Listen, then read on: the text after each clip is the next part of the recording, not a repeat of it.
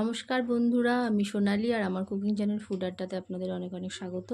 আমি আজকে নিয়ে চলে এসেছি একটি নতুন রেসিপি, একেবারে অনুষ্ঠান বাড়ির মতন এঁচোড় চিংড়ি। চলুন দেখে নিই কীভাবে বানাতে হয় রেসিপিটি। প্রথমে কড়াইতে তেল দিয়ে দিচ্ছি চিংড়ি মাছটাকে ভাজার জন্য। তেলটা গরম হয়ে গেলে চিংড়ি মাছটা আমি দিয়ে দেব। তেলটা গরম হয়ে গেছে, আমি চিংড়ি মাছগুলো দিয়ে দিচ্ছি। চিংড়ি মাছ খুব বেশি ভাজার দরকার নেই, অল্প নেড়ে চেড়ে আমি নামিয়ে দেবো। আমার চিংড়ি মাছটা ভাজা হয়ে গেছে, এবার আমি কড়াই থেকে তুলে নিচ্ছি চিংড়ি মাছগুলো।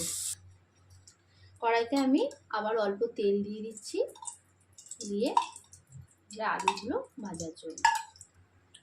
কড়াইতে তেল দিয়েছিলাম, তেল গরম হয়ে গেছে, আমি এবার একে একে ফোড়নগুলো দিয়ে দিচ্ছি। প্রথমে আমি সাদা জিরে ফোড়ন দিলাম, তারপরে একে একে আমি একটা তেজপাতা ছিঁড়ে দিয়ে দিলাম, দুটো এলাচ আর সামান্য একটু দারচিনি। এবারে ফোড়নটা হয়ে গেলে আমি আলুগুলোকে ছেড়ে দেবো। ফোড়নের একটা সুন্দর গন্ধ বেরিয়ে গেছে, এবারে আমি আলুগুলো দিয়ে দেবো এর মধ্যে।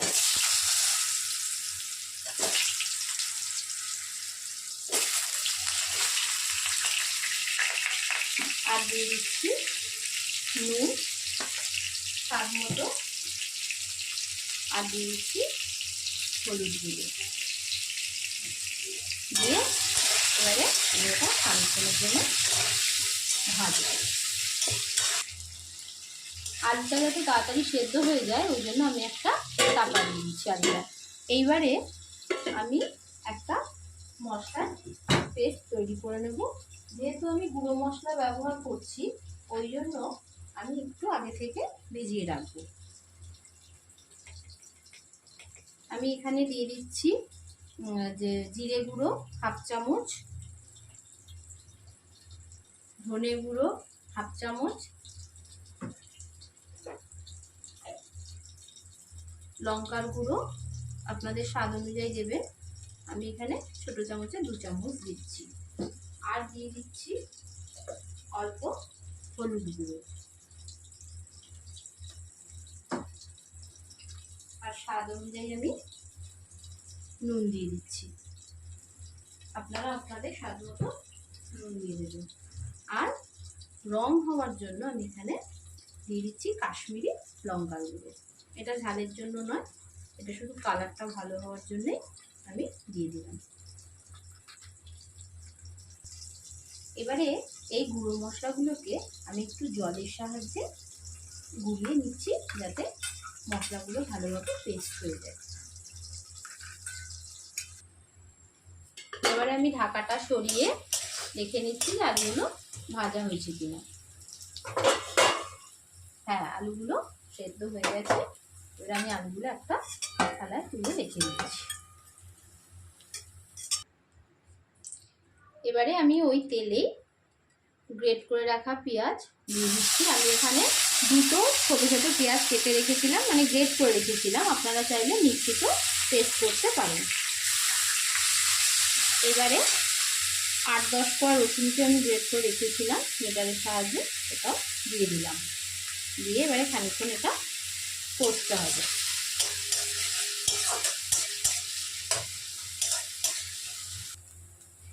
এবারে পেঁয়াজ রসুনটা হালকা গন্ধ চলে গেছে, এবারে আমি টমেটো কুচি দিয়ে দিচ্ছি। একটা মিডিয়াম সাইজের টমেটো আমি এখানে কেটে দিয়ে দিলাম। এবারে একটু আদা বাটাও এখানে অ্যাড করব। এই 1 চামচ মতো আদা বাটা আমি এখানে দিয়ে দিলাম। এবারে ওই পেস্ট করে রাখা মশলাটা আমি দিয়ে দিচ্ছি। এখানে আমার আদা পেঁয়াজ রসুন কষানো হয়ে গেছে, এবারে আমি এটা দিয়ে দিচ্ছি।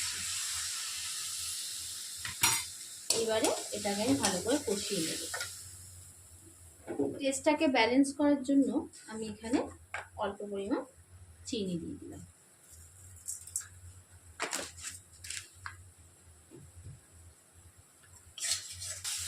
মশলাটা ততক্ষণ পর্যন্ত নাড়তে হবে যতক্ষণ না তেল ছাড়ে। দেখুন এখানে মশলা থেকে তেল ছেড়ে দিয়েছে। এইবারে আমি সেদ্ধ করে রাখা এঁচোড়গুলোকে এর মধ্যে দিয়ে দেবো। এঁচড়গুলো আমি প্রেশার কুকারে 6টা মতো সিটি দিয়ে নিয়েছিলাম। আপনারা চাইলে এমনি কড়াইতে বা অন্য কোনো প্যানেও করতে পারেন। আমি প্রেশার কুকারে করে নিয়েছিলাম তাড়াতাড়ি হওয়ার জন্য। এবার এটাকে এই মশলাগুলোর সঙ্গে কষিয়ে নেব। মশলাটা যাতে না পুড়ে যায় আমি এই জন্য অল্প পরিমাণে জল দিয়ে মশলাটাকে কষাবো। এঁচড় দিয়ে কষানো এটা হয়ে গেল। এবারে আমি এর মধ্যে ভেজে রাখা আলুগুলোকে দিয়ে দিচ্ছি। আলুগুলোকে দিয়ে দিলাম। এবারে এঁচড় আর আলুগুলোকে আমি একসঙ্গে কষিয়ে, এবারে তারপরে আমি একটু গরম করে রাখা জল দিয়ে দেবো। গরম জল দিলে তরকারির স্বাদ ভালো হয়। কষানো হয়ে গেছে, এবারে আমি একটু গরম জল দিয়ে দিচ্ছি। এবারে অল্প ফুটিয়ে আমি চাপা দিয়ে দিচ্ছি, দিয়ে অল্প ফুটিয়ে আমি তরকারিটা নামিয়ে নেব। আমি এবারে ঢাকাটা সরিয়ে দেখে নিচ্ছি। দেখুন ঝোল অনেকটাই টেনে গেছে। এবারে আমি এই সময় এই চিংড়ি মাছ, ভেজে রাখা চিংড়ি মাছগুলো এর মধ্যে দিয়ে দিলাম। দিয়ে গ্যাসটাকে আস্তে করে সিমে করে দিয়ে আমি 2 মিনিট চাপা দিয়ে রেখে দিলাম।